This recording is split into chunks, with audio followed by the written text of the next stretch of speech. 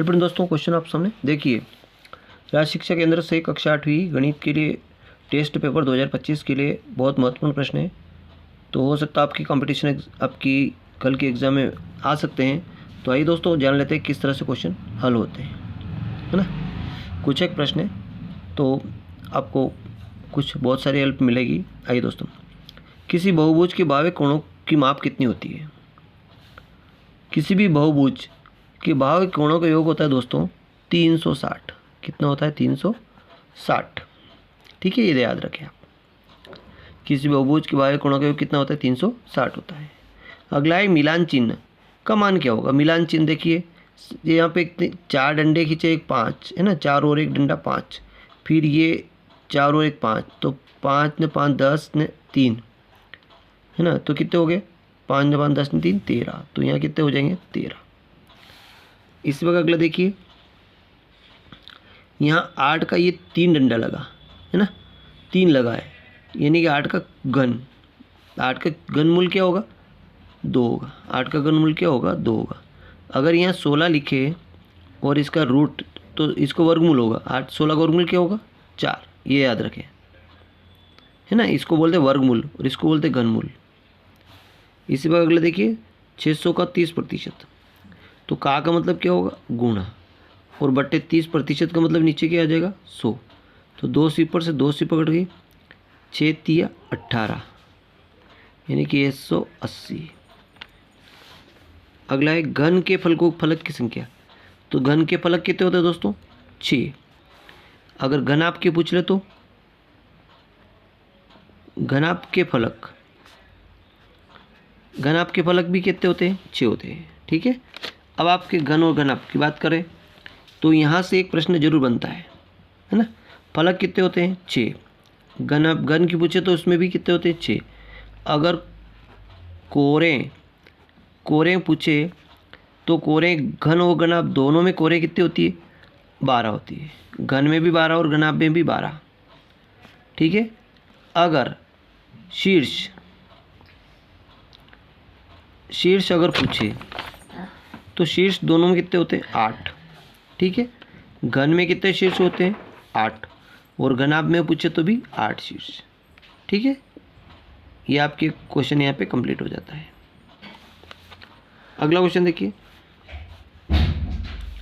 Very important. देखो, एक समबाहुभुज में कितनी भुजाएं होगी जिसमें प्रत्येक कोण 45 अंश का होता है। अब इस तरह से क्वेश्चन आपके एग्जाम में एक प्रश्न निश्चित आ सकता है, ठीक है। समबाहुभुज में कितनी भुजाएं होगी, है ना। तो देखिए आपको एक फार्मूला बताता हूँ मैं, है ना। देखो कितनी भुजाएं, तो भुजाएं बराबर, देखो इसका फार्मूला होता है भुजा गुणित कोण बराबर 360। देखो भुजा गुणित कोण बराबर 360, ठीक है, याद रखना, ये फार्मूला याद रखना, भुजा गुणित कोण बराबर 360। अब आपको क्या याद करना है, भुजाएं पूछिए तो भुजा पूछिए, तो भुजाएं यहाँ रखें, गुणित कोण कितना का है 45 अंश का, बराबर 360। अब ये 45 का यहाँ पे गुणा में है तो भाग में आ जाएगा। भुजाएं बराबर 360/45, तो 9 से काट देंगे, 9 5 45 और 9 चौक 36, 5 एकम 5 5 8 40, यानी भुजाएं कितनी हो गई 8। भुजाएं कितनी हो जाएगी आपके पास 8 हो जाएगी, ठीक है। बड़े आसानी से निकाल सकते हैं। यदि आपको ऐसा नहीं दे ने एग्जामिनर पूछ ले आपसे कि यदि आपके पास 8 भुजाएं हैं तो कितने का कोण बनेगा, है ना। अगर वो दूसरी तरफ से घुमा सकता है आपको कि भुजाएं आपको दे दे 8, है ना, तो ये भुजा गुणित कोण, ये कई फार्मूला लिखेंगे आप, भुजा गुणित कोण बराबर 360। अब यहाँ पे भुजा आपको कितनी दे दी, मान लो कि भुजा आपको दे दी 6, या भुजा आपको दे दी 9, कितनी दे दी 9, तो कोण ज्ञात करना है आपको। क्या ज्ञात करना है, कोण ज्ञात करना है, बराबर 360, है ना। तो आपको कोण निकालने के लिए 360/9 आ जाएगा, 9 एकम 9 9 चौक 36, यानी कि कोण आपका 40 अंश का बनेगा, ठीक है। तो ये दो तरह के मैंने आपको समझा दिए हैं, ये भी समझा दिया, ये भी समझा दिया कि अगर आपको भुजा ज्ञात करनी हो तो ये फार्मूला भुजा बराबर कोण बराबर 360। तो जो कोण आपको दे रखा है वो कोण भाग में लगा दीजिए और काट पीट करके उत्तर लीजिए। अगर आपको एक कोण पूछे तो भुजा दे दे, यहाँ पे 8, 7, 10 कुछ भी भुजा दे सकता है, तो इसका यहाँ पे भाग लगा दीजिए आप 360 में, तो आपका उत्तर आ जाएगा। तो ये कोण आपको 40 अंश का आ जाएगा। तो आई होप कि इस तरह से प्रश्न आप आए तो बड़े आसानी से आप हल कर सकते हैं। अगला क्वेश्चन ये कुछ इस तरह से आ सकते हैं, देखो कि एक थैली में 4 लाल गेंदे 2 पीली है, तो थैली के अंदर से एक लाल गेंद होने की प्रायिकता। देखिए अगर आप लाल गेंद निकालेंगे तो देखो कुल संभावित घटनाएं कितनी होती है। देखिए संभावित घटनाएं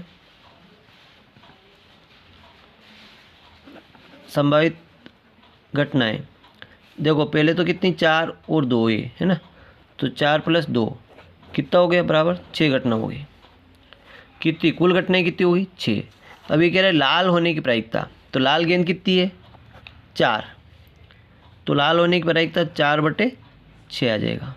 ठीक है, लाल पूछे तो लाल कितनी 4 है, तो 4/6, तो 2 से काटेंगे 2 दूनी 4 और 2 3 6, यानी कि 2/3, ये इसका आंसर हो जाएगा। अगर वो कह दे कि पीली होने की प्रायिकता, लाल की नहीं पूछे तो पीली गेंद की प्रायिकता है ना, तो पीली गेंद की प्रायिकता पूछे तो क्या होगा। देखो पीली कितनी 2 है, तो 2/6 आ जाएगी, तो 2/6 आ जाएगी, तो 2 एकम 2 2 3 6, यानी कि 1/3 आ जाएगी। इस तरह से अपन लाल और पीली कौन सी भी जैसे पूछे उसकी प्रायिकता बड़े आसानी से निकाल सकते हैं। ठीक है, अगला क्वेश्चन देखिए। देखो एक बाग में 2025 पौधे हैं, मान लीजिए प्रत्येक पंक्ति में पौधे लगाता है जितने पौधे हैं, यानी कि वो इतने एक पंक्ति में जितने पौधे लगाना चाहता है जितनी पंक्ति में पौधे हैं, है ना। तो 2025 का अपन 2025 का क्या निकालेंगे, वर्गमूल निकालेंगे।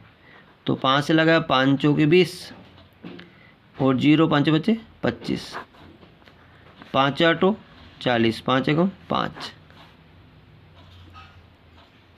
और डायरेक्ट 9 से लगा दें 9 81, 9 एकम 9, तो यहाँ पे क्या आएगा 5 × 5 × 9 × 9, तो 5 और 9 यानी 5 × 9, 5 9 कितना होगा 45।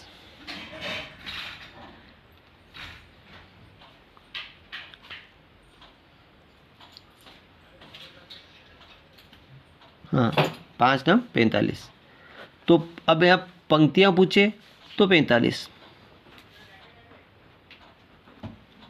पंक्तियाँ पूछे तो कितने आएगी 45। अगर प्रत्येक पंक्ति में पौधे कितने, प्रत्येक पंक्ति में पौधे बराबर 45। ठीक है, कितनी पंक्तियाँ हैं 45, पौधे कितने 45। ठीक है, जैसा पूछे वैसे बड़े आसानी से निकाल सकते हैं आप। यानी कि अगर ये बाग में पौधे वाला सवाल आए तो आप सीधा वर्गमूल कर दीजिए, यहाँ संख्या कुछ चेंज दूसरे सवाल भी आ जाए तो भी आप इसका वर्गमूल कर दीजिए, तो बड़ी आसानी से आपको हल हो जाएगा। ठीक है, अगला क्वेश्चन देखिए। एक वर्गाकार खेत का क्षेत्रफल दे रखा उसने 2034, तो खेत की भुजा की लंबाई ज्ञात कीजिए, है ना। तो खेत की भुजा क्या होगी,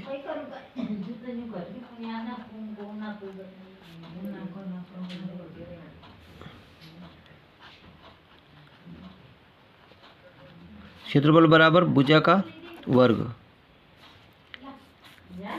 है ना। तो क्षेत्रफल कितना दे रखा 2034, तो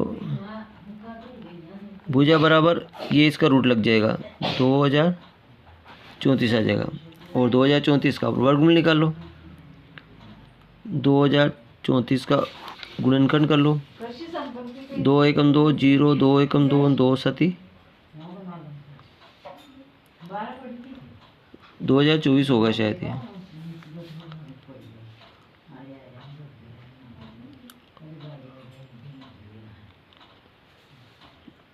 2 एकम 2, 2 7 14,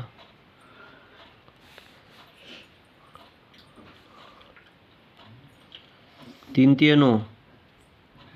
देखो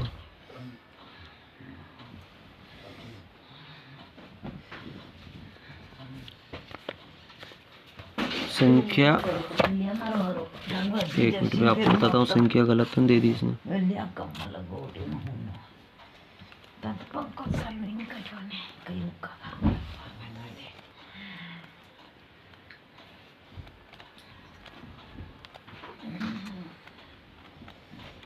देखिए मैं देखता हूँ, एक मिनट, संख्या कुछ गलत, संख्या गलत संख्या तो नहीं आ गई। 2025 पौधे हैं।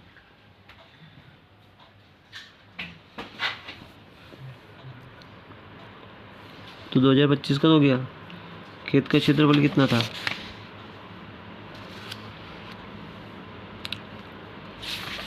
एक मिनट, 2304, ये नहीं है, 2304, ये सही है, ये तो है 2304।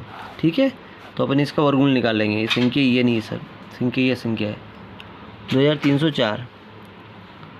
ठीक है, तो 2304 का अपन भाग विधि से निकाले तो निकल जाएगा, और गुणनखंड विधि से निकाले तो निकल जाएगा। देखिए 2 से लगाएं 2 एकम 2, और 2 एकम 2, 2 पंजे 10, 2 दूनी 4, फिर 2 से लगाया 2 पंजे 10, और 2 7 14, 2 छंग 12, 2 से लगाया 2 दूनी 4, 2 8 16, 2 8 16, 2 से लगाया 2 एकम 2, 2 चौका 8, 2 चौका 8, 2 7 14, 2 दूनी 4, 2 से लगा 2 3 6, 2 छंग 12, 2 एकम 2, 2 8 16, 2 9 18, 3 3 9। ये तो इन दोनों का 1 2 3 4 जोड़ा, तो 2 इंटू 2 इंटू 2 इंटू 2, और 3 3 का 1 जोड़ा, तो 2 दूनी 4 दूनी 8, 8 दूनी 16, 16 48, 48। ठीक है, भुजा की लंबाई कितनी होगी? 48, याद रखें। अगला क्वेश्चन देखिए, एक घनाभ की लंबाई चौड़ाई ऊंचाई क्रमशः दे रखी है, तो घनाभ का पृष्ठीय क्षेत्रफल है ना। घनाभ का पृष्ठीय क्षेत्रफल बड़े आसानी से एक सवाल इस तरह से भी आ सकता है। तो देखो घनाभ का पृष्ठीय क्षेत्रफल बराबर ट्वाइस ए बी धन बी सी धन सी ए। ठीक है, फार्मूला लगेगा। तो 2 तो सूत्र के रहेंगे सही। ए बी, तो इसकी पहली भुजा को ए मान लेते हैं, इसको बी और इसको सी। तो ए बराबर 20, बी बराबर 15 और सी बराबर 10। ठीक है, याद रखें। तो ए बराबर कितना? 20 है, 20 इंटू 15, 20 इंटू 15, प्लस बी का 15 इंटू सी का मान कितना है? 10, प्लस सी ए, तो सी का मान कितना? 10 इंटू ए का मान कितना है? 20। ठीक, और 2 सूत्र के रहेंगे, 15 दूना 30, 300, 15 दाम 150, और 20 एकम 20, और जोड़ दो इनको, तो 0, फिर 5 के 5 ही 5, 2 ने 1 3 ने 3 6, 650 इंटू 2, तो 2 पंजे 0, 2 पंजे 10 के सी 5 लाया 1, तो चुंग 12 ने 1 13, ये तो 1300 वर्ग मीटर। ठीक है, बड़े आसानी से निकाल सकते हैं।